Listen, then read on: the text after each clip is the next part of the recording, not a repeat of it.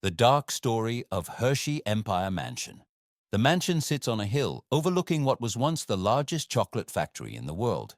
22 rooms, colonial revival limestone, a grand staircase leading to a stained glass window that catches late afternoon light. But if you walk through High Point Mansion today, past the corporate offices that now fill its rooms, you notice something architectural that doesn't quite make sense. The first floor has no doors between the living room, dining room, library, and entry hall. An open design from 1908, unusual for that time, as if someone wanted to see everything at once, as if watching for something or someone. Milton Hershey built this house for a woman who would live here for only 7 years before a mysterious degenerative disease took her life, leaving him devastated and ripping his own hair out in grief.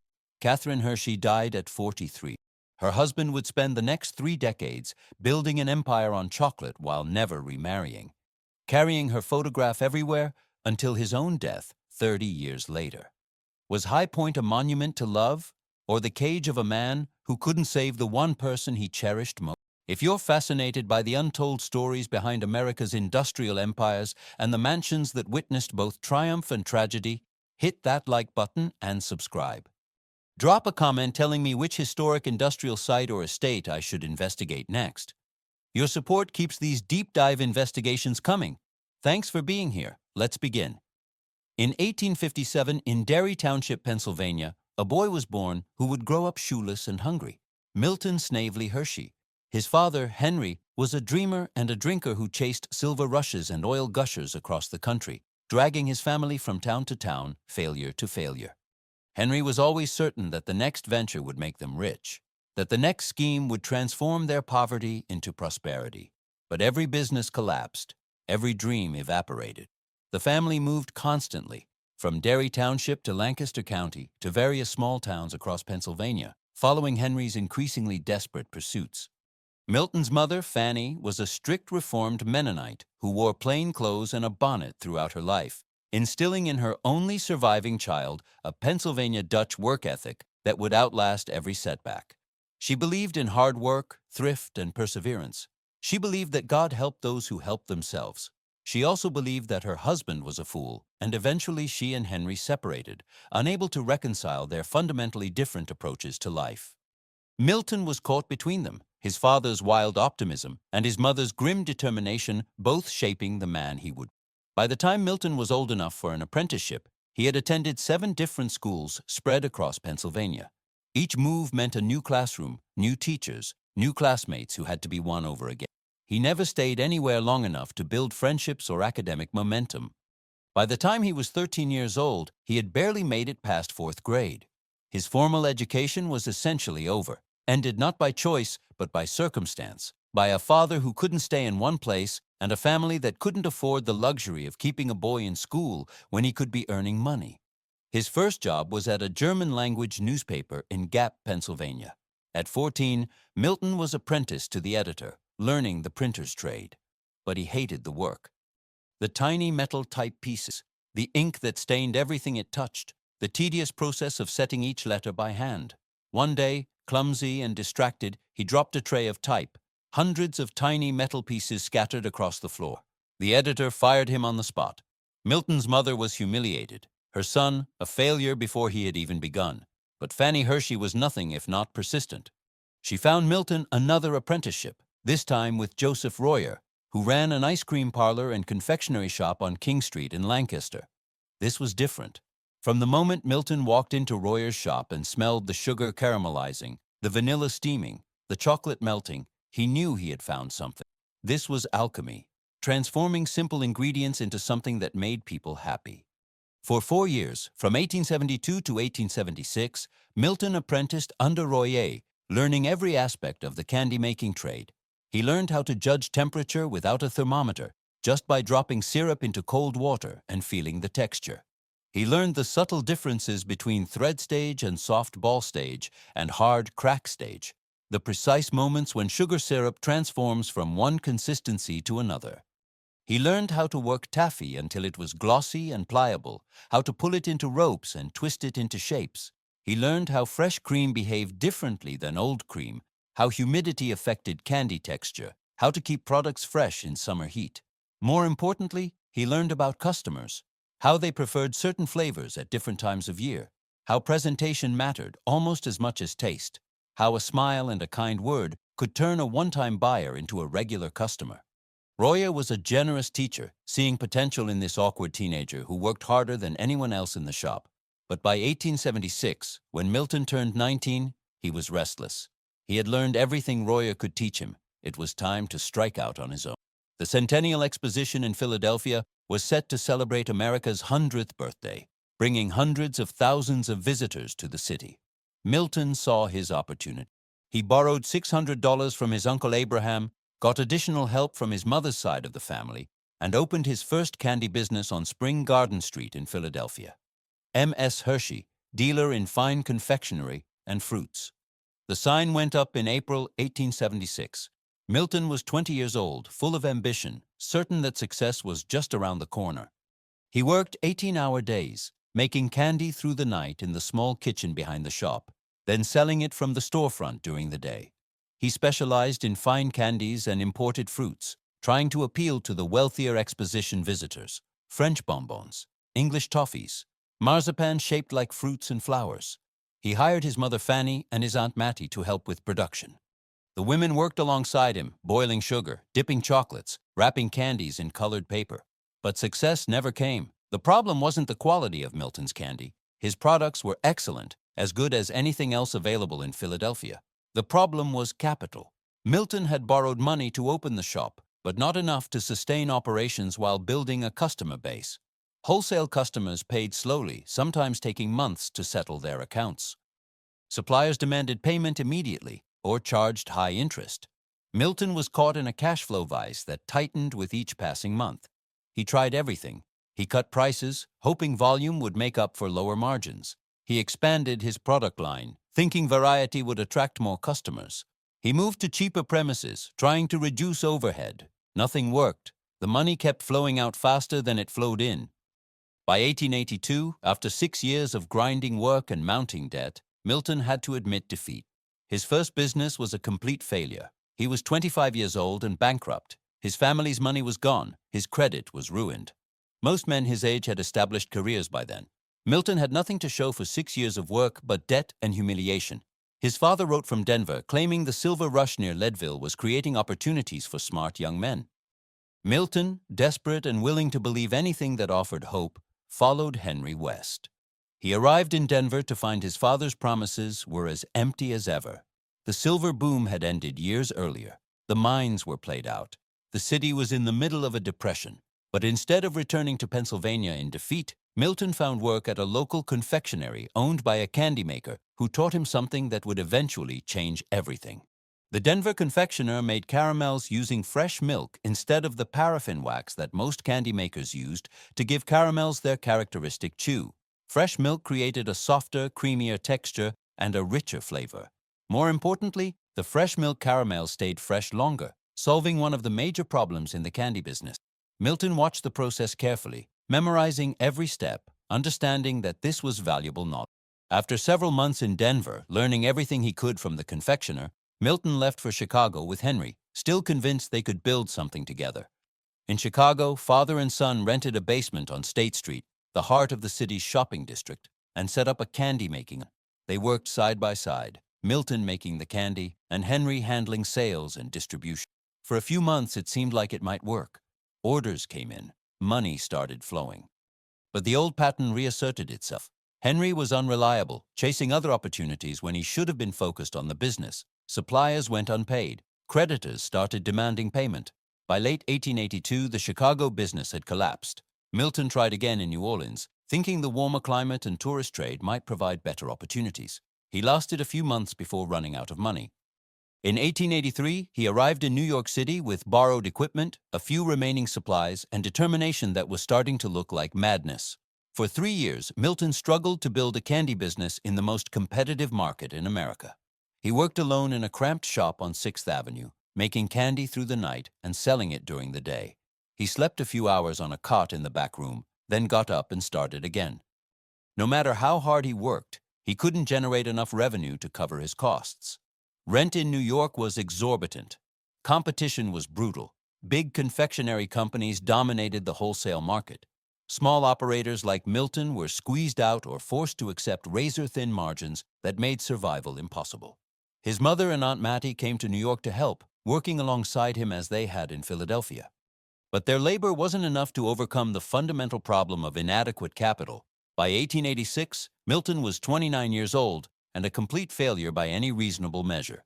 He had attempted 4 businesses in 3 different cities over the course of a decade. All 4 had failed. He had burned through his family's money, destroyed his credit, and wasted 10 years of his life chasing a dream that kept eluding him. When he returned to Lancaster, Pennsylvania, his aunt and uncles refused to lend him any more money. They had given him multiple chances and watched him squander every opportunity. As far as they were concerned, Milton was his father all over again.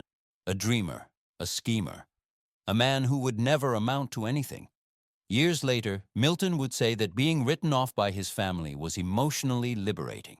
Once they stopped believing in him, he was free from their expectations and their disappointment. He could fail on his own terms, or succeed if he figured out how. But first, he had to find someone who would take a chance on him one more time. That someone turned out to be William Henry Lebkitcher, a man 12 years older than Milton who had worked for him briefly in Philadelphia before the business collapsed. Lebkitcher had kept some of Milton's equipment in storage, preventing creditors from seizing everything. When Milton returned to Lancaster in 1886, Lebkitcher offered to help him try again. Together, they scraped together enough money to rent a small space and purchase basic supplies. Milton's Aunt Mattie, though she refused to lend him cash, allowed him to use a row house she owned as collateral for loans. It was the smallest gesture of faith, but it was enough to get started. Milton decided to focus exclusively on caramels, specifically the fresh milk caramels he had learned to make in Denver. No other product lines, no imported fruits or fancy bonbons, just caramels made with fresh Pennsylvania milk, the best he could produce, sold at a fair price. He started by making candy in small batches and selling it from a handbasket on the streets of Lancaster. People who tasted his caramels came back for more. The taste was different, richer and creamier than the paraffin-based caramels sold by other confectioners.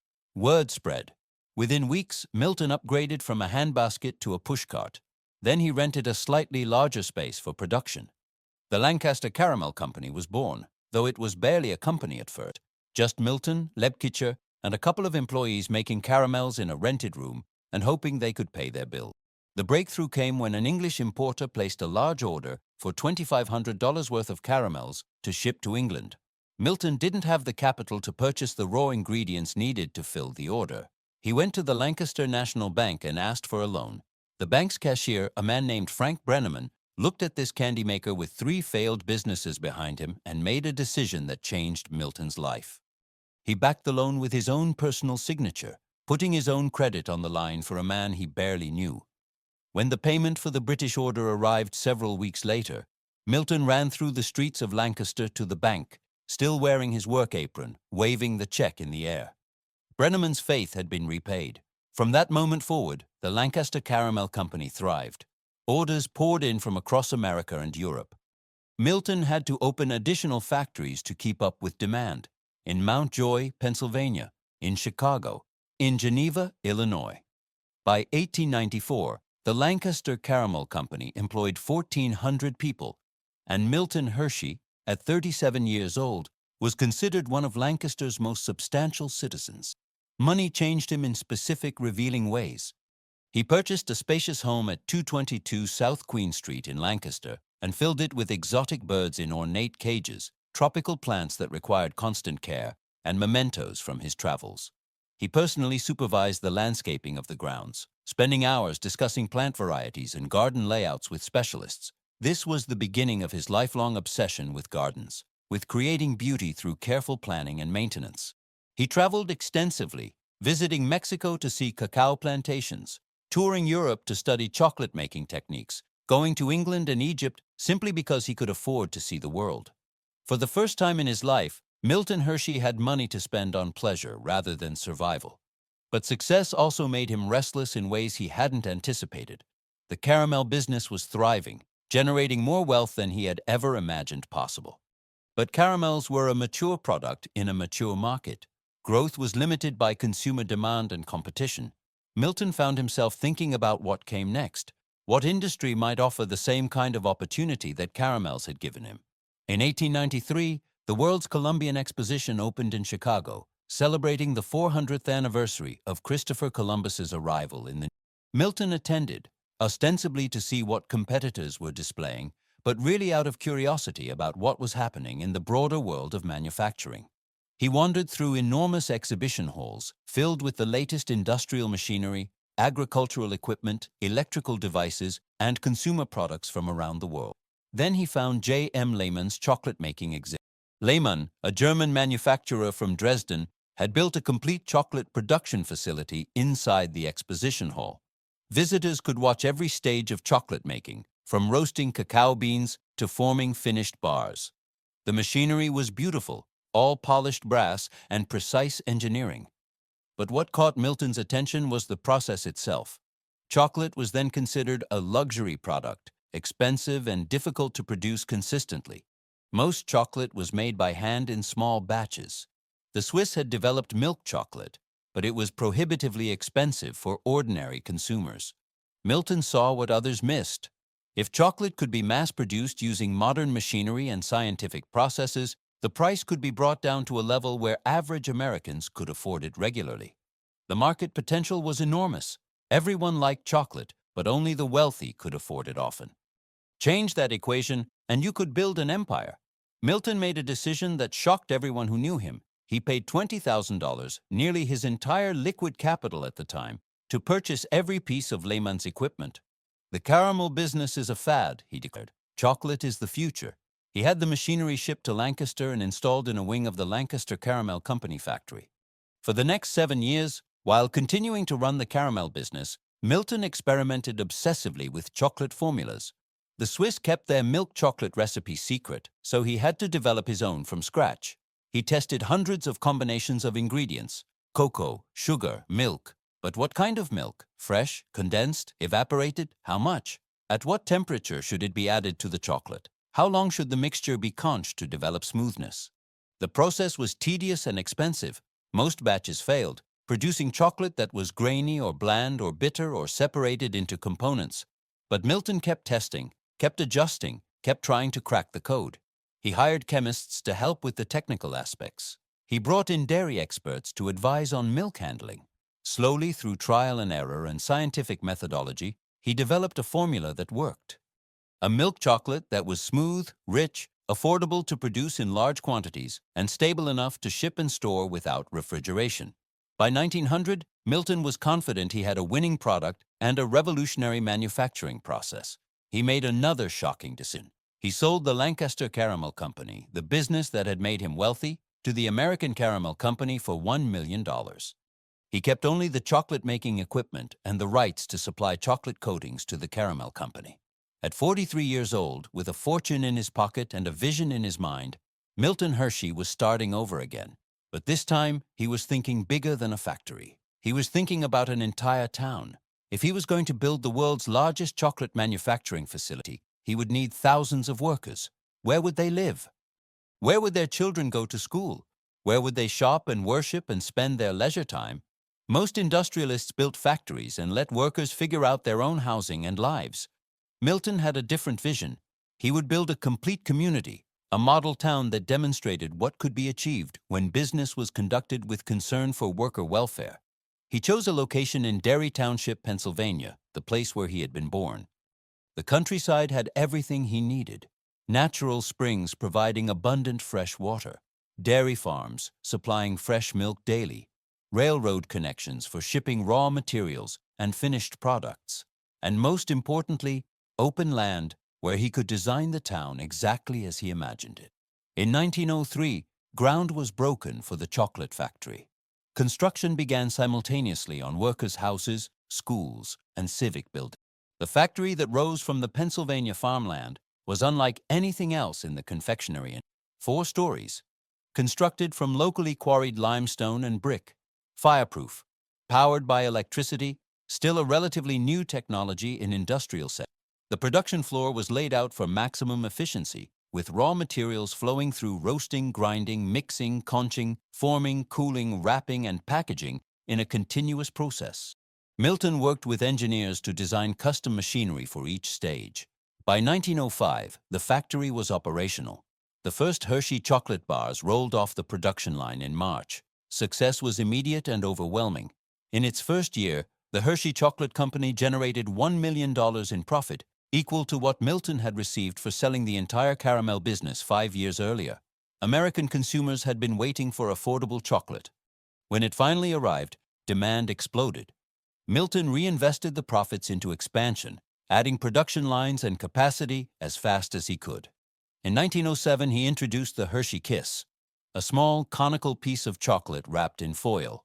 The kisses were an instant phenomenon, generating $2 million in additional annual profit. The money poured in, more than Milton could spend on himself, more than he needed for factory expansion. So he turned his attention to the town. He had already begun construction on workers' housing, but now he accelerated the pace and scale.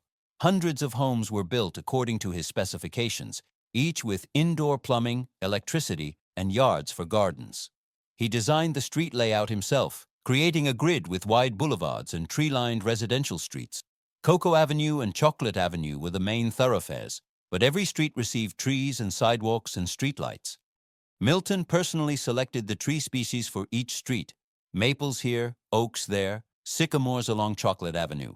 He built schools equipped with modern facilities and staffed with well-paid teachers. He built churches, contributing money to multiple denominations so workers could worship according to their beliefs. He built stores where residents could purchase goods at fair prices.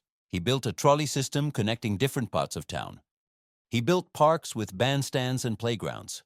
In 1907, he opened Hershey Park, an amusement park where workers and their families could spend leisure time riding carousels and picnicking by the lake.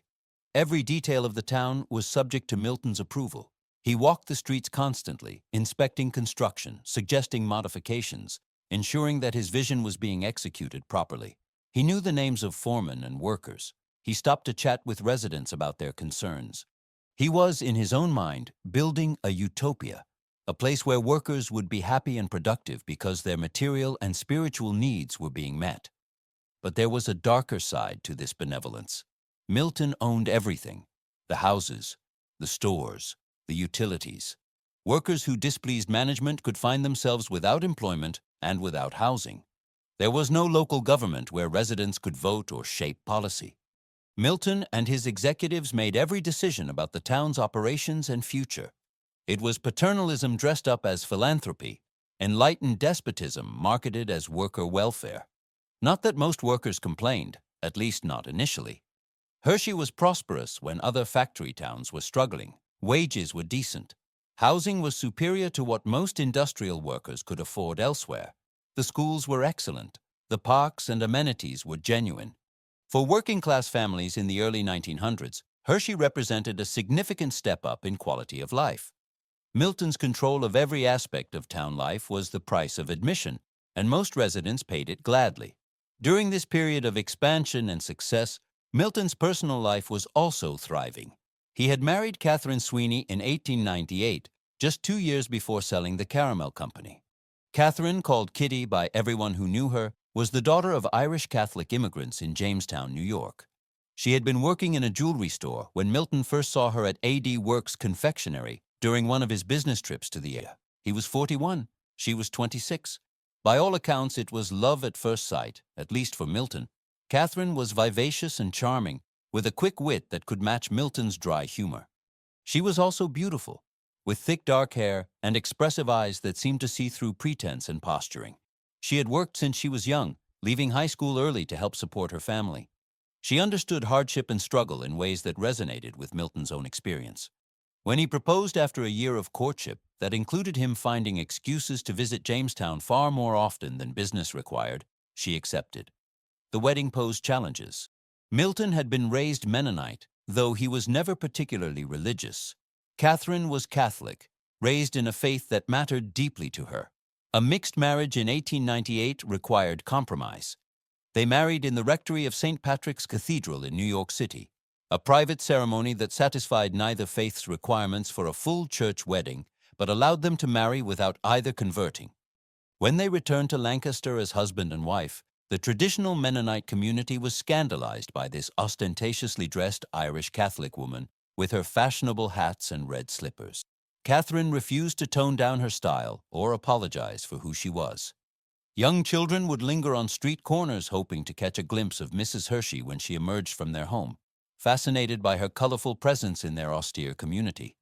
Milton adored her exactly as she was. Every morning, he personally selected fresh flowers for her, having them delivered to wherever she was, even when they were traveling. She called him "my little Dutchman," affectionately mocking his Pennsylvania Dutch background. He called her Kitty and smiled more in her presence than he ever had before. Their marriage was, by all accounts, genuinely happy. They traveled extensively together, visiting Europe multiple times, touring Mexico, exploring Egypt and England. In the early years, these trips combined business and pleasure, with Milton studying chocolate production techniques while Catherine shopped and socialized. Later, travel became primarily about enjoying their wealth and spending time together away from the demands of the growing business. Catherine influenced Milton's philanthropy, encouraging him to donate to causes she cared about, including the Cathedral of St. Patrick in Harrisburg and the Lancaster Charity Society. As the town of Hershey took shape and the chocolate factory entered full production, Milton decided to build a home for himself and Catherine. In 1903, shortly after ground was broken for the factory, he had land surveyed on a rise overlooking the construction site. He wanted his home to have a view of the factory, to be able to watch his empire from his windows. He hired C. Emlyn Urban, the architect who had designed the factory and most of the town's major buildings, to design a residence. Urban's instructions were specific. The home should be comfortable and elegant, but not ostentatious. It should reflect Milton's success without being showy. It should have modern conveniences, and most importantly, it should be a place where Catherine felt happy and comfortable. They discussed the plans extensively, with Catherine providing input on layout and features. She wanted light-filled rooms. She wanted modern styling rather than heavy Victorian darkness. She wanted a home that felt welcoming rather than intimidating. The result was High Point Mansion, named for its location on elevated ground above the factory. A contract for construction was signed in 1905, but actual building was delayed until early 1906 due to other priorities in town construction. The 2.5-story structure was built primarily from locally quarried limestone, the same material used for the factory, creating visual continuity between Milton's industrial and domestic lives. The colonial revival style was popular at the time, considered both traditional and forward-thinking, respecting American architectural heritage while incorporating modern conveniences. The exterior was relatively restrained for a mansion built by one of America's wealthiest industrialists. A truncated hipped roof covered in red tiles. 4 square limestone chimneys providing heat for fireplaces throughout the house. The west-facing main facade featured a 2-story portico supported by paired Ionic columns, adding classical elegance without overwhelming the structure. The house had no towers, no turrets, no excessive ornamentation. It was handsome rather than grandiose, substantial rather than showy. According to an invoice from architect Urban, the house itself cost $53,433. Including furnishings and landscaping, the total investment reached approximately $100,000. For comparison, George Vanderbilt had spent $10 million building Biltmore, his 250-room mansion in Asheville, North Carolina. Other industrialists built palaces with ballrooms and bowling alleys and private train stations. Milton's house had 22 rooms, no swimming pool, no bar. It was, as one observer noted, modest both in size and appointments for a man of Hershey's financial means. But the interior design revealed something more interesting than mere modesty. Urban created an open floor plan for the first floor that was genuinely unusual for 1908. Most homes of the era featured enclosed rooms with doors separating each space, maintaining privacy and controlling heat. High Point had no doors between the living room, dining room, library, and entry hall. The spaces flowed into each other, creating sight lines throughout the first floor. From the entry hall, you could see into every major room. Nothing was hidden. Everything was visible. The entry hall itself was designed to showcase a specific treasure Milton had acquired. At the 1893 Columbian Exposition, the same fair where he had discovered chocolate-making machinery, Milton had seen a cut glass torchiere that mesmerized him. The craftsmanship was extraordinary, with thousands of precisely cut facets that caught and refracted light into rainbow patterns. He purchased it and kept it for years, waiting for the right setting. The entry hall at High Point was built around that torchia, with lighting and proportions calculated to maximize its impact. The grand staircase leading from the entry hall to the second floor featured a stunning stained glass window made by the Rudy Glass Company in York, Pennsylvania. The same company had created windows for the Hershey Community Building and would later work on the Hotel Hershey. The window depicted floral motifs in rich colors that glowed when backlit by afternoon sun. Visitors entering High Point would see the cut glass torchiere catching light in the entry hall and the stained glass window glowing above the staircase, a combination calculated to impress and delight. The dining room revealed Milton's personal taste, which ran toward heavy, ornate Victorian furniture carved from dark wood, solid, substantial, expensive but not frivolous, the kind of furniture that conveyed stability and success to visitors. But Catherine's bedroom, painted a soft pink with modern furnishings and floral accents, showed her lighter aesthetic. Where Milton preferred dark wood and heavy fabrics, Catherine chose pale colors and contemporary designs. The house reflected both of them, their different tastes reconciled in a shared space. The household staff was surprisingly small for a 22-room mansion. Mrs. Bertha Candoni served as housekeeper, having first entered the Hershey's lives during their European travels. She spoke 7 languages and managed the domestic side of High Point with efficient precision. Clayton Lehman worked as houseman, handling maintenance, coordinating repairs, managing the grounds, and keeping peace between Mrs. Candoni and the housemaid. The housemaid position turned over 22 times in 11 years, possibly because working under Mrs. Candoni's exacting standards proved too demanding for most. A chauffeur completed the staff. Compare this to other industrial magnates who maintained staffs of dozens. Vanderbilt employed an army of servants at Biltmore. Carnegie's various residences required platoons of cooks, maids, groundskeepers, and specialized staff. Milton kept things relatively simple, either out of genuine modesty or because he disliked having too many people around. The result was a mansion that felt more like a very nice home than a palace. The gardens surrounding High Point were another matter entirely. Milton's obsession with landscaping expressed itself fully here. Philadelphia landscape architect Oglesby Paul created the initial design, working with Catherine to incorporate her love of roses and perennials. Then Harry Havestick developed and expanded the gardens over subsequent years, transforming the grounds into what local newspapers called some of the finest private gardens in Pennsylvania. Catherine spent hours working in the gardens despite her deteriorating health. She would walk among the roses in the morning, deadheading spent blooms and planning new plantings. She supervised the placement of bulbs in fall, imagining the spring display of tulips and daffodils. She consulted with Havestick about color schemes and seasonal transitions. The Hershey Press regularly published updates on the garden's development, describing new sections and praising Mrs. Hershey's taste and dedication. Milton and Catherine moved into High Point in 1908, the same year the chocolate factory reached full production capacity, and the town of Hershey began to take recognizable form. From the windows of their new home, they could look down the hill and see the massive factory built, smoke rising from its chimneys, workers arriving and departing in shifts, wagons and trucks bringing milk and sugar and cocoa beans, and carrying out finished chocolate bars by the millions. For Milton, the view from High Point must have represented the culmination of everything he had worked toward. He was 51 years old. Behind him lay a childhood of poverty, a youth of failed ventures, a decade of struggle before success finally arrived. Now he had wealth beyond his boyhood imagination. He had built the world's largest chocolate factory. He was creating a model town that would demonstrate the possibilities of enlightened capitalism. He had a beautiful wife who loved him and made him laugh. High Point sat literally and figuratively at the peak of his achievements. But within the soft pink walls of Catherine's bedroom, the foundation was already cracking. The first symptoms of her illness had appeared in 1901, though no one recognized them as the beginning of something terrible. Catherine mentioned to her friend Lila Snavely that she had experienced a fall at Philadelphia's Broad Street station. She had lost control of her legs suddenly, dropping to the ground without warning. It was embarrassing and frightening, but doctors assured her it was probably nothing serious. Perhaps fatigue, perhaps stress, perhaps a minor neurological hiccup that would resolve itself. The symptoms persisted and worsened. By 1902, Catherine was experiencing regular episodes of lost balance and coordination.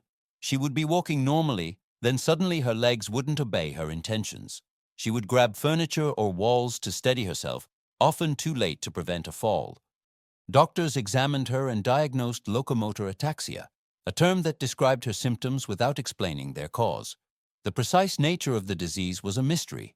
No modern equivalent has been definitively identified, though historians and medical professionals have speculated about possibilities ranging from multiple sclerosis to rare degenerative neurological conditions. What is certain is that Catherine's condition was progressive and incurable by early 1900s medical science. Over the next 13 years, the disease would systematically rob her of mobility and bodily control while leaving her mind sharp and aware of everything she was losing. It was a particularly cruel form of deterioration, trapping a vibrant, active woman inside a body that betrayed her more with each passing month. In the early years, Catherine and Milton sought treatment aggressively. They consulted the best specialists in America. They traveled to Europe multiple times, visiting doctors in England, France, and Germany who claimed expertise in neurological conditions. They tried experimental treatments and established protocols, patent medicines and prescribed therapies, spa treatments and surgical interventions. Nothing helped. Nothing even slowed the progression significantly. Their trips to Europe, which had begun as combinations of business and pleasure, transformed into desperate medical tourism. Catherine would spend weeks at specialized clinics, submitting to examinations and treatments, while Milton waited anxiously for any sign of improvement. Wealthy Americans in the early 1900s frequently traveled to European spas and sanatoriums, believing that mineral waters and innovative European medical techniques could cure conditions American doctors found untreatable. The Hersheys tried everything that money could buy. Between 1911 and 1913, Catherine and Milton spent a year and a half in Europe, the longest stretch they ever spent away from Hershey. Catherine could still walk during the but she required constant assistance. She held on to Milton's arm or a companion's arm, carefully placing each step to maintain precarious balance. She moved slowly, aware that a moment's inattention could result in a fall. Observers noted that Mrs. Hershey seemed uncomfortable in public settings, self-conscious about her declining mobility. When they returned to Hershey in 1913, Catherine's condition had noticeably deteriorated. She could no longer manage stairs easily. She spent increasing amounts of time in her pink bedroom at High Point, where she could move around with minimal risk of falling. The open floor plan that Milton had requested now served a practical purpose. Catherine could see much of the house from a stationary position, maintaining connection to household activities without having to navigate between. As her mobility declined, Catherine found some relief at the sea air seemed to ease her symptoms slightly, though whether this was physiological or psychological is unclear. She began spending extended periods at Atlantic City, New Jersey, staying in hotels near the beach, accompanied by nurses and companions. Milton would visit when business permitted, but he couldn't abandon the chocolate company for weeks at a time. The factory required constant oversight. The town needed his attention. Workers and executives sought his decisions on countless matters. By late 1914, Catherine was almost completely paralyzed. She could move her arms somewhat, could speak clearly, could think and feel and understand everything happening to her, but her legs were useless. Her ability to control her body's position and movement had essentially vanished. She required full-time nursing care. Dressing, bathing, eating, moving from bed to chair, all required assistance. For a woman who had been active and independent, who had worked since childhood, who had traveled the world and managed a household and helped establish a school, the loss of physical autonomy must have been agonizing. When doctors finally admitted they could do nothing more, that no further treatments existed, and no hope remained for recovery or even stabilization, Catherine turned to Christian Science. This was not, as some have suggested, a sign of desperation or diminished mental capacity. Christian Science in the early 1900s was a respected movement that attracted educated, thoughtful adherents. Founded by Mary Baker Eddy, Christian Science taught that physical illness was an illusion that could be overcome through prayer and spiritual understanding. For Catherine, Christian Science offered something conventional medicine could not, a framework for making sense of her suffering and a practice that gave her some sense of agency. She couldn't control her body's deterioration, but she could control her spiritual response. She studied Christian Science texts. She corresponded with practitioners. She prayed. Whether she believed it would heal her physically or simply provided psychological comfort, Christian Science gave Catherine a way to approach death with some measure of dignity and purpose. In March 1915, Catherine was at Atlantic City with a nurse and a companion. Milton was in Hershey, managing business matters. Catherine knew she was dying. Perhaps she felt the pneumonia developing, the weakness spreading through her already compromised body. Perhaps she simply knew, the way people sometimes do, that the end was approaching. On the train journey from Atlantic City back toward Hershey, Catherine's condition deteriorated rapidly. The disease had robbed her of the ability to sense temperature. She couldn't feel hot or cold accurately, which meant she couldn't gauge whether she was dressed appropriately for weather conditions. During the train ride, she insisted on having the windows open, wanting to feel fresh air on her face. It was March, still cold in Pennsylvania. The air that felt refreshing to Catherine's impaired senses was actually dangerously cold for someone in her weakened state. She developed pneumonia, her body unable to fight off the infection. The train stopped in Philadelphia. Catherine was too ill to continue. They took rooms at the Bellevue Stratford Hotel, one of the city's finest establishments. Milton was sent for immediately. He came as quickly as he could, racing from Hershey to Philadelphia by train, terrified of what he would find. When he arrived at the hotel, Catherine was conscious and lucid. She greeted him, spoke with him briefly, then asked him to go get her a glass of champagne. It was, according to witnesses, her final gift to him. Catherine knew she was dying. She knew the moment was approaching. She did not want Milton to be in the room when it happened, did not want his last memory of her to be her final breath and the stillness that followed. So she sent him on an errand, gave him a task that would take him out of the room for a few. When Milton returned with the champagne, Catherine Hershey was. She had died at 1:30 in the afternoon on Thursday, March 25, 1950. She was 43 years old. They had been married for 17 years. The nurse who attended Catherine's final moments reported that when Milton learned she had died while he was gone, he completely fell apart. The man who had survived business failures, who had built an empire through relentless determination, who controlled every aspect of a town and a major corporation, lost all control. He pulled at his own hair until clumps came out. He tore at his clothes. He wailed and sobbed. He was, as the nurse said, like a madman. The grief was total and overwhelming, the kind of raw emotional devastation that usually remains private, but was witnessed by strangers who would remember and report it for the rest of their lives. The funeral mass was held on Saturday, March 27th, at a Catholic church in Philadelphia, presided over by Reverend Francis J. Clark. Milton gave all Hershey Chocolate Company employees the day off and provided free train tickets to Philadelphia so they could attend the service. Hundreds came, filling the church and spilling onto the streets outside.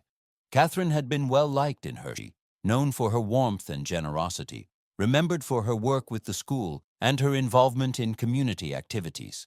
Catherine's body was interred temporarily at the West Laurel Hill Receiving Vault in Bala Cynwyd, Pennsylvania.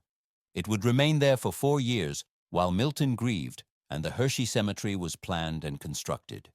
In 1919, Catherine's body was moved to its final resting place in the Hershey Cemetery, where she now rests alongside Milton and his parents. The gravestone was damaged during preparation, requiring one corner to be shortened by 3/4 of an inch. The imperfection was left as it was, a shortened gravestone for a shortened life, a detail that seemed fitting to those who loved Catherine and mourned all she might have accomplished had she lived. Milton Hershey was 57 years old when Catherine died, wealthy, powerful, at the peak of his business success, but he never remarried. For the next 30 years, until his own death in 1945, he remained alone. He was very careful after he became a widower. He explained to people who wondered why he didn't seek another companion. "I am very nice to little children and real old ladies, but nothing in between." It was a way of forestalling questions, of making it clear that the subject was closed. He carried Catherine's photograph everywhere for 30 years, in his wallet, in his jacket pocket. A small image of the woman who had made him happy, who had softened his edges, who had died slowly while he watched helplessly, unable to do anything to save her, despite all his money and power. That photograph was a constant reminder of both love and loss, of happiness and grief intertwined. Catherine's roses were moved from High Point, to what became the Hershey Gardens, a large botanical garden that Milton established as a community amenity. In his later years, Milton would have his nurse and chauffeur drive him to the gardens on pleasant days. He would sit among Kitty's roses, remembering the woman who had loved flowers and gardens, who had planned these beds and selected these varieties. Sometimes he would sit there for hours, not speaking, just being present with the roses and the memories they carried. In 1918, 3 years after Catherine's death, Milton Hershey made a decision that would define his legacy and shock the business world when it became public years later. On November 13, 1918, the day after a special meeting with Hershey Chocolate Company stockholders, Milton quietly donated to the Hershey Trust the bulk of his fortune. 5,000 shares of equity stock in the Hershey Chocolate Company, valued at $60 million. His entire fortune given away while he was still alive and still running the company. The transfer happened with minimal publicity. Milton didn't announce it. He didn't seek recognition or praise. He simply executed the legal documents transferring ownership of his shares to a trust benefiting the Hershey Industrial School, the school he and Catherine had founded in 1909. The school was Catherine's idea, Milton always. She had been the driving force behind creating a home and school for orphaned boys, drawing on her experience with the Lancaster Charity Society and her lifelong concern for disadvantaged children. The Hershey Industrial School had opened in 1910 with 4 boys living in the homestead, the farmhouse where Milton had been. The deed of trust, signed by both Milton and Catherine on November 15, 1909, specified that the school would accept poor, healthy, white male orphans between the ages of 4 and 8. They would receive a stable home life, rigorous academic education, and agricultural and vocational training. The school was meant to prepare boys for productive, fulfilling lives, giving them opportunities that poverty and orphanhood would otherwise deny them. Catherine had worked closely with Prudence Copenhaver, wife of the first school superintendent, planning the home life program. She had input on menus and clothing, on social etiquette training and educational curriculum, on all the details that would shape these boys' lives.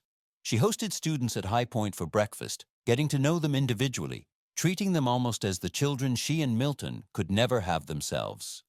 The school was deeply personal for both Hersheys, representing their values and their vision for what wealth could accomplish.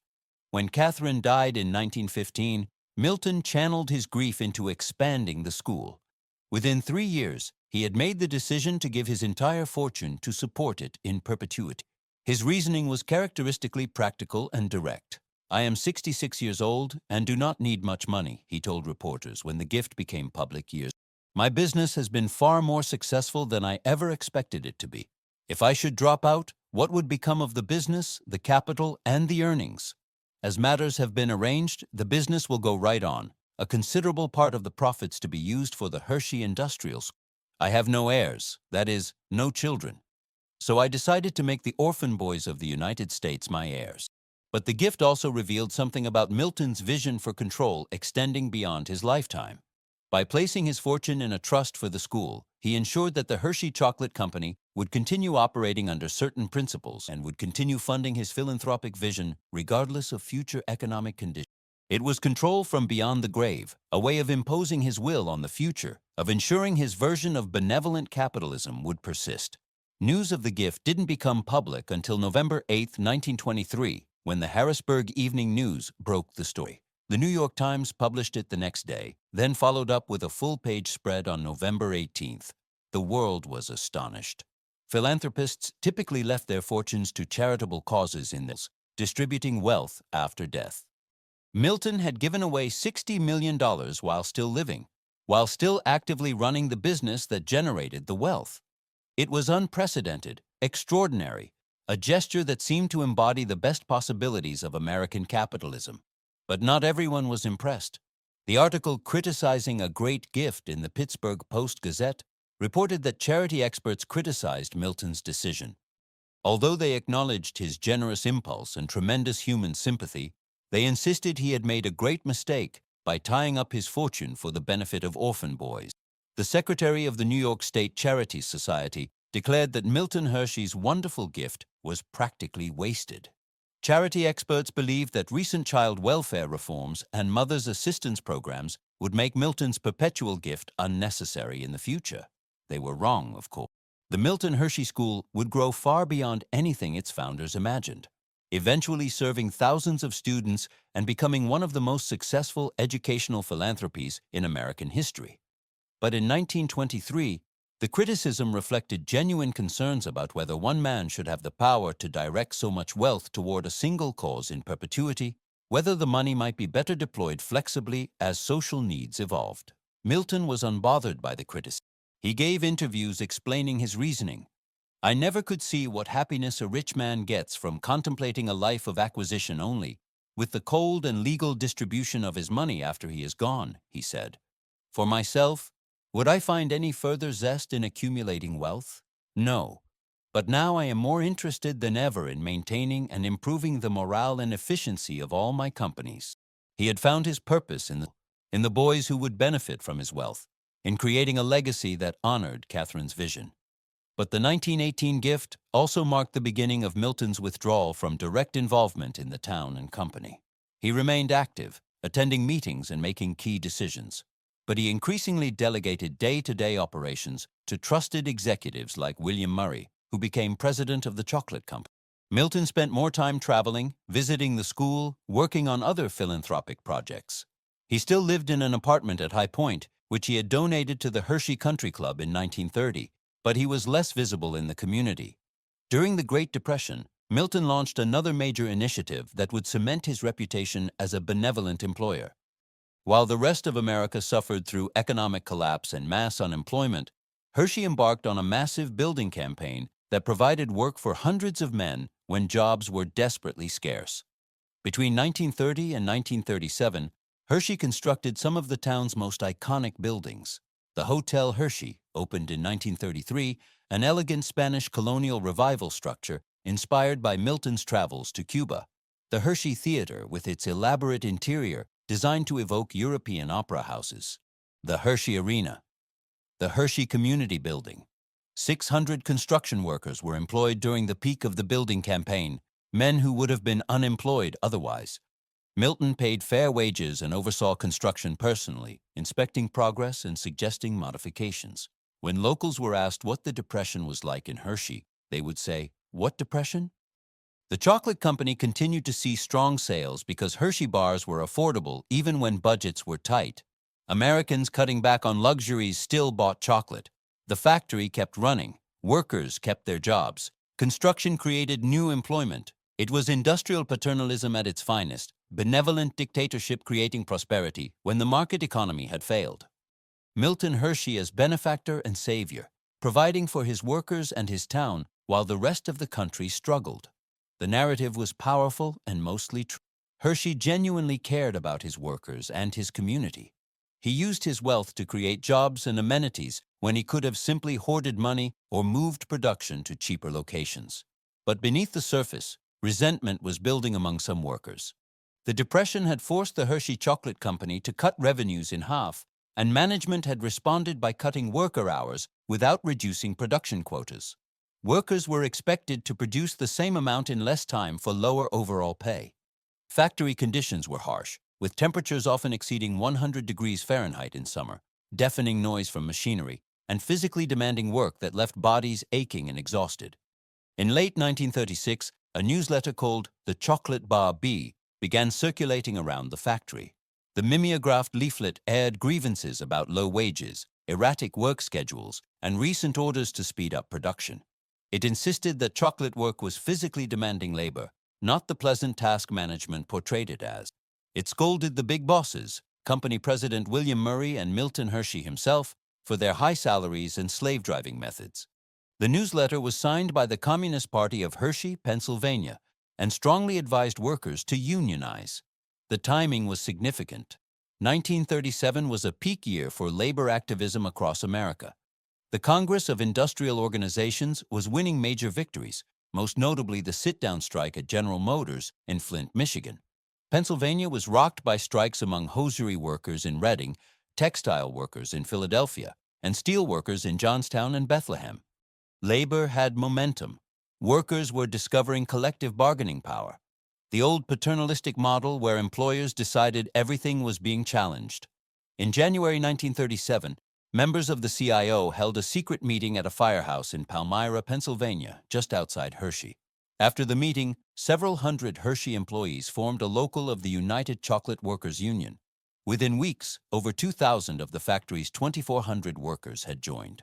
When union representatives first approached Hershey management to negotiate, the response seemed reasonable. The company agreed to raise wages to 60 cents per hour for men and 45 cents per hour for women. But after this initial agreement, Hershey laid off some union organizers, claiming they were seasonal workers being released as part of normal operations. The CIO argued that this violated the promise of job security for union members made during negotiations. Tensions escalated. Union leaders felt betrayed. Management insisted they were simply managing workforce needs. On April 2, 1937, Union President Russell Bull Bayman decided the time had come to strike. At 11 o'clock on the morning of Friday, April 2nd, Bayman stood outside the Hershey chocolate factory and waved a red handkerchief. The signal had been prearranged. Within minutes, the machines were switched off and whole buildings went silent. The roar of production that had filled the factory day and night for over 30 years suddenly stopped. Some workers sat down at their posts, participating in a sit-down strike modeled after the successful GM action.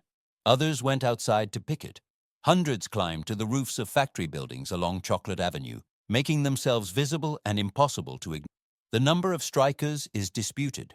Union organizers claimed 1,200 participated. Hershey executives said only 400. What is certain is that the CIO flag was raised above the factory, replacing the American flag, a symbolic rejection of management authority that infuriated many residents. The strikers were well organized.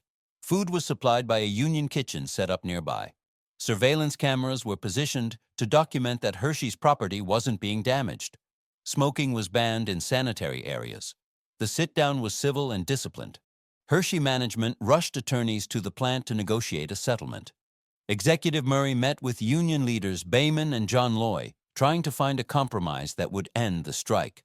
But both sides were far apart.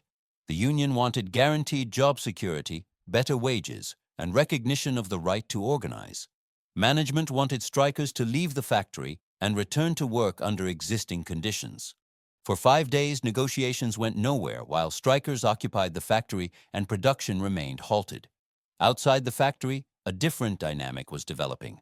Not all workers supported the strike. Some had not joined the union. Some disagreed with the sit-down tactic. Some believed that Milton Hershey's paternalism, while imperfect, was better than what workers faced in most other factories. They resented being portrayed as oppressed when they had jobs, housing, schools, and parks that workers elsewhere lacked. The local community was also divided. Dairy farmers who sold milk to the chocolate factory feared economic catastrophe. Hershey purchased 700,000 pounds of milk daily from area farms. If the factory shut down permanently, the farmers would lose their primary market. Small business owners worried that economic disruption would spread throughout the region. Residents who had benefited from Milton's building projects felt the strike was ungrateful, a betrayal of the man who had provided so much. On April 6th, anti-strike sentiment began to organize. A group calling themselves Loyal Employees held meetings to plan their response. Anti-union protesters started gathering, talking about taking action to remove the strikers. Many Hershey residents suspected the CIO of being a communist anti-American organization, pointing to the Chocolate Bar B newsletter signed by the Communist Party of Hershey as proof. The Cold War hadn't started yet, but anti-communist sentiment was strong among conservative working-class communities. By 11 o'clock on the morning of April 7th, more than 3,000 people had gathered near the factory. Dairy farmers, local business owners, non-union workers, veterans groups, anti-communist activists. The crowd was angry and growing more agitated. They gave the strikers an ultimatum: leave the plant by 1 o'clock in the afternoon or face forcible eviction. Executive Murray and union leaders Bayman and Loy had actually reached an agreement to end the strike peacefully. Murray promised to talk to Milton Hershey about addressing worker concerns. The union leaders agreed to ask strikers to leave the factory voluntarily. For a moment, it seemed violence would be avoided. Then something changed. The reason has never been definitively established, though many historians believe Hershey management orchestrated what happened next. Men from the gathered crowd suddenly grabbed baseball bats, axe handles, billy clubs, ice picks, and hammers. They ran toward the factory, thousands of them, a mob whipped into fury. They stormed the building, smashing through doors and windows. The anti-union loyalists outnumbered the strikers by a ratio of at least 4-1, possibly higher. Inside the factory, brutal violence erupted. The three leading union organizers, Bull Bayman, John Loy, and CIO Representative Miles Sweeney, were specifically targeted and savagely beaten. Sweeney was struck repeatedly with a baseball bat, suffering injuries that would trouble him for the rest of his life. Loy lost several teeth when he was punched in the face. Both men were knocked to the ground and kicked while down. When the beaten organizers tried to leave the factory, they were forced to run a gauntlet. Men lined up on both sides, armed with clubs and stones, striking the fleeing union members as they passed. 25 strikers were injured seriously enough to require medical treatment. Many more suffered bruises, cuts, and sprains that didn't make it into official counts.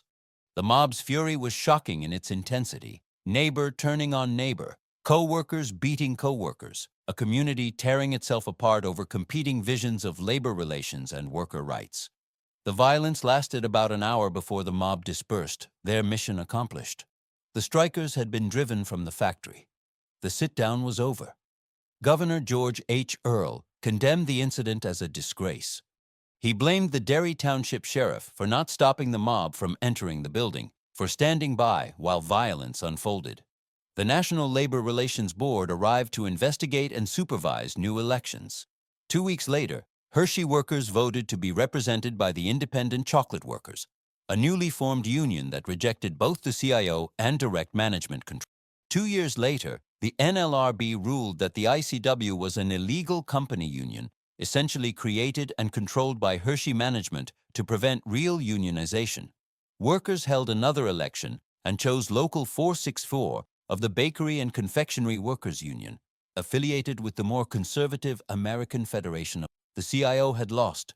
The violent suppression of the strike had worked, at least in the Workers were afraid to affiliate with the CIO after watching union organizers beaten in front of their eyes. The message was clear. Resist too strongly, you would be crushed.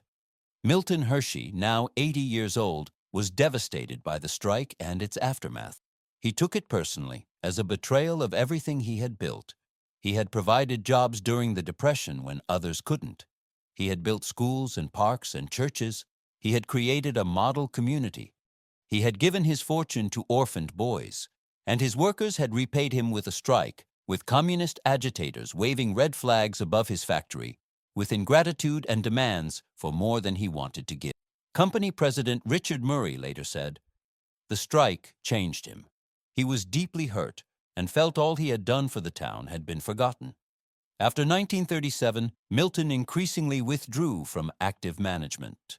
The man who had once supervised every detail of construction, who had personally approved street layouts and park designs, retreated into a more private existence. He still made appearances. He still drove through town in his chauffeured car. But something had broken inside him.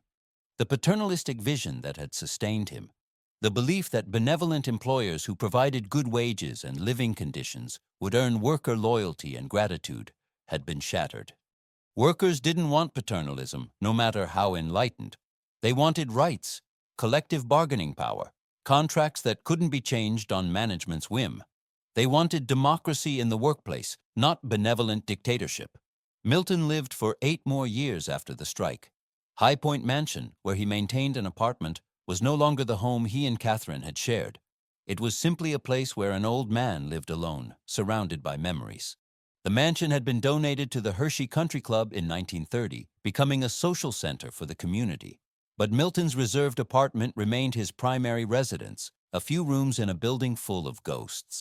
On October 13, 1945, Milton Snavely Hershey died at the age of 88. He had outlived Catherine by 30 years, never remarrying, carrying her photograph until the Hershey Chocolate Company he had built was the largest chocolate manufacturer in the world, producing hundreds of millions of candy bars annually. The town of Hershey had grown to over 20,000 permanent residents. The Milton Hershey School was educating hundreds of boys with the fortune he had placed in trust. But what he left behind was more complicated than simple success. Milton Hershey had built an empire, yes, but the empire rested on contradictions he never fully resolved. He was a generous philanthropist who violently resisted worker organizing.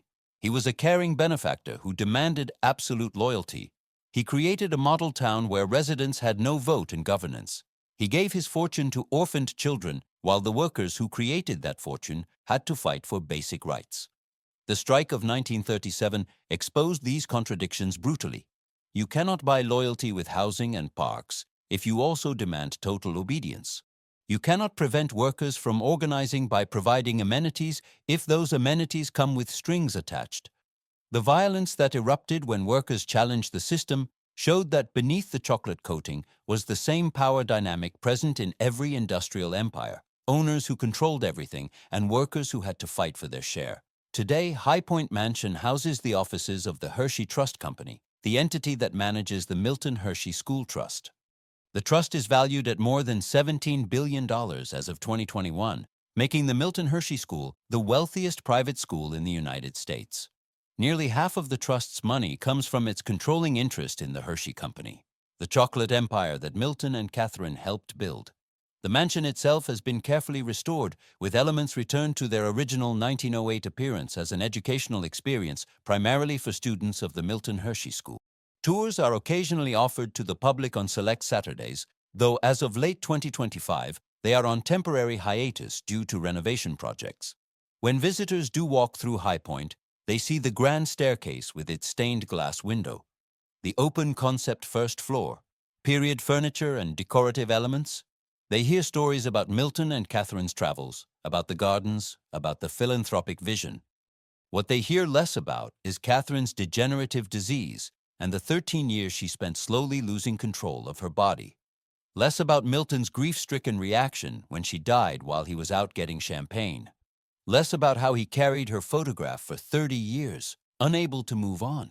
Less about the 1937 strike and the 25 workers beaten by mobs while management looked the other way. Less about the fundamental tensions between paternalism and worker rights, between benevolence and control. The town of Hershey continues to thrive, attracting millions of visitors annually. Hershey Park is now a major amusement destination. The Hotel Hershey remains an elegant resort. Chocolate factories still operate, though much production has moved to more efficient facilities. The sweet smell of chocolate still occasionally fills the air when wind conditions are right. Cocoa Avenue and Chocolate Avenue still crisscross the town. The community Milton Hershey built from farmland has evolved far beyond his direct control, but still bears his indelible stamp. The Milton Hershey School now serves over 2,200 students in pre-kindergarten through 12th grade, all from families of lower income. The school provides everything free of charge: housing, food, clothing, education, medical care, extracurricular activities. Students live in group homes with house parents, receiving not just education but a stable family environment. The school's endowment, managed by the Hershey Trust Company and the offices at High Point, generates more than enough income to cover all expenses while continuing to grow the principal. Critics have noted that the school spends only about 1.5% of its endowment annually on educational programs, amounting to approximately $118,000 per student per year. Massachusetts Institute of Technology professor John Core called the proportionally low spending ludicrous. Georgetown University law professor Brian Galle said it was indefensibly low, arguing that the school can't seem to conceivably find any way to spend this pile of money. School officials countered that they must adhere to spending limits specified in Milton Hershey's original deed of trust, that expanding beyond certain parameters would violate the founder's intentions. Whether this represents appropriate stewardship of a philanthropic trust or excessive caution that prevents the school from serving more children depends on your perspective. What is clear is that Milton Hershey's vision continues to shape decisions a century after he created it, his will imposing itself on the present through legal documents and accumulated wealth. Control from beyond the grave, exactly as he intended when he placed his fortune in trust rather than distributing it according to traditional inheritance patterns. There are two stories about Milton Hershey and High Point Mansion, and both are true. One story is about a poor boy who failed repeatedly before building a chocolate empire, who married for love, who gave his fortune to orphaned children, who created jobs during the Depression when others couldn't. that Milton Hershey was generous, visionary, genuinely concerned about worker welfare and community development. He built parks and schools and churches. He paid fair wages when others were cutting pay. He created amenities that improved quality of life for thousands of people. The other story is about a man who built his empire on control, who couldn't save the woman he loved, who felt betrayed when workers wanted rights instead of benevolence, whose paternalism turned violent when challenged. That Milton Hershey demanded loyalty as payment for his generosity. He created a company town where he made every decision and residents had no democratic voice. He gave with one hand while taking with the other, offering prosperity in exchange for obedience. These stories are not contradictory. They are the same story told from different angles, reflecting the complicated reality of a man who was both better and worse than simplified narratives suggest. Milton Hershey genuinely cared about his workers, while also expecting their absolute loyalty. He was sincerely philanthropic, while also using philanthropy as a tool of control. He built a model community that was both genuinely better than most industrial towns and profoundly undemocratic. High Point Mansion embodies these. It's a monument to love, built for Catherine, designed around her preferences, maintained as she wanted. It's also a monument to loss, the place where Milton grieved for 30 years after her death, where he sat alone in rooms they had shared, unable to move. It's a symbol of success, the home of a self-made millionaire who transformed chocolate from a luxury into an everyday pleasure. It's also a symbol of limits, a reminder that wealth and power cannot prevent illness or death, cannot buy genuine democracy or worker satisfaction, cannot resolve the fundamental tensions between capital and labor. The architectural details tell their own stories. The open-concept first floor, so unusual for 1908, allowed Catherine to see much of the house from a stationary position as her mobility declined. Whether Milton intended this when he requested the design or whether it became useful later is unclear. Either way, the open design that visitors admire for its aesthetic innovation served a practical purpose for a woman losing the ability to move freely. The stained glass window on the grand staircase glows when afternoon sun hits it, casting colored light across the entry hall, just as it did when Catherine and Milton first. The gardens that Catherine loved have been expanded into the Hershey Gardens, a botanical attraction that draws visitors year-round. The cut-glass tourtière that Milton bought at the 1893 Columbian Exposition is now displayed at the Hershey Story Museum, no longer in the entry hall designed specifically to showcase it. The town Milton built is no longer his to control. Hershey, Pennsylvania, has evolved into an independent community with its own governance structure, though the Milton Hershey School Trust and the Hershey Trust Company still wield enormous influence through their landholdings and economic power. Workers at chocolate facilities are represented by unions that negotiate contracts and protect rights. The paternalistic system Milton created has been largely replaced by more democratic structures, though his philanthropic legacy continues through the school. Catherine's soft pink bedroom at High Point still exists, restored to something close to its original appearance. You can stand in that room and imagine her there, looking out at the gardens she helped design, her body failing but her mind sharp, knowing she was dying but maintaining her cheerfulness for Milton's sake. You can imagine Milton after her death, walking through the house they had shared, touching furniture they had selected together, seeing her everywhere and nowhere. The mansion is a physical embodiment of American contradictions. The promise that hard work leads to success, demonstrated by Milton's rise from poverty to enormous wealth. The reality that success doesn't protect against tragedy, shown by Catherine's illness and death. The ideal of benevolent capitalism creating prosperity for all, represented by the town Milton built. The limits of that benevolence, exposed by the violence of 1937 when workers demanded rights instead of charity. High Point sits on its hill, overlooking the town that bears Milton's name, housing the trust that manages billions in chocolate wealth for disadvantaged children. 22 rooms of colonial revival limestone, a stained glass window catching light. An open first floor where you can see everything at once, the house Catherine lived in for 7 years, the house where Milton grieved for 30, the house that represents both the heights of success and the depths of loss. In the end, perhaps the question isn't whether Milton Hershey was benevolent or controlling, whether High Point represents love or grief, whether his legacy is philanthropic or exploitative.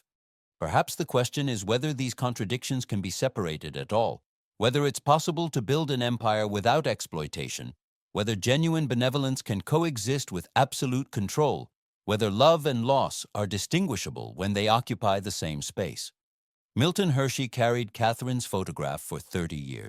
Every day, a reminder of what he had and what he lost. He gave his fortune to orphaned boys because he had no children of his own. He built a town because he needed workers for his factory. He resisted unionization because he believed his benevolence should be enough. When workers showed him it wasn't enough, when they demanded democracy instead of paternalism, the resulting violence revealed truths he spent his remaining years trying to ignore. The chocolate bars still sell billions annually, funding a school that serves thousands of disadvantaged children. The town still bears his name, still attracts millions of visitors, still produces chocolate that tastes the way Milton wanted it to taste. High Point Mansion still stands on its hill, restored and preserved, a testament to what one man built and what he couldn't control. The mansion allows you to see everything at once if you the love and the loss, the success and the tragedy, the benevolence and the exploitation, the vision and the blindness. All of it together, inseparable. The full complexity of Milton Hershey's life and legacy contained in 22 rooms of limestone, in gardens that bloom every spring, in a photograph carried for 3 decades, in a fortune given away while the giver still lived, in blood spilled on a factory floor when workers asked for rights instead of charity. This is the story of High Point Mansion. This is the story of the Hershey Empire. This is the story of chocolate built on contradictions, of love unable to prevent death, of philanthropy coexisting with violence, of a man who built an empire and lost the woman who made him human. The mansion stands, the chocolate sells, the school serves, the contradictions endure,